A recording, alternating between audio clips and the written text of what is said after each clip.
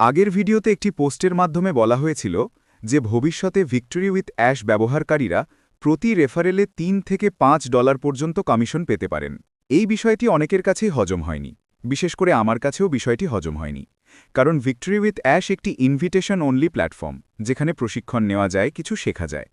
On প্যাসিভের মতো victory with অ্যাশে যোগ দিতে কোনো টাকা দিতে হয় না। অন প্যাসিভে যেমন অ্যাকাউন্ট খুলতে ফাউন্ডার মেম্বারশিপ নিতে $97 দিতে হতো, ভিক্টরি উইথ অ্যাশে সেভাবে কোনো টাকা দিতে হয় না। এখানে মানুষ একদম ফ্রিতেই রেজিস্ট্রেশন করতে পারে এবং অ্যাকাউন্ট তৈরি করতে পারে।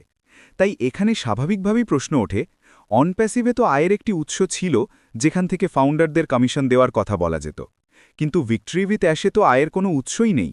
তাহলে এখানে কমিশন দেওয়া হবে কিভাবে? যখন ভিক্টরি উইথ অ্যাশের নিজস্ব কোনো ইনকামই নেই, তখন তারা কিভাবে তাদের ইউজারদের কমিশন দেবে?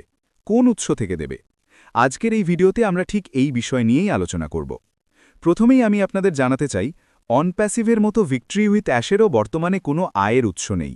এটা একদম সত্য এবং সবাই এটা ভালোভাবেই জানে।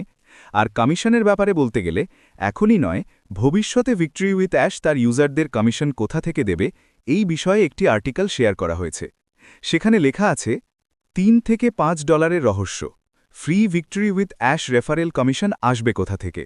ভিক্টরি উইথ অ্যাশ নিজেকে একটি ফ্রি, আমন্ত্রণভিত্তিক শিক্ষামূলক কমিউনিটি হিসেবে উপস্থাপন করছে।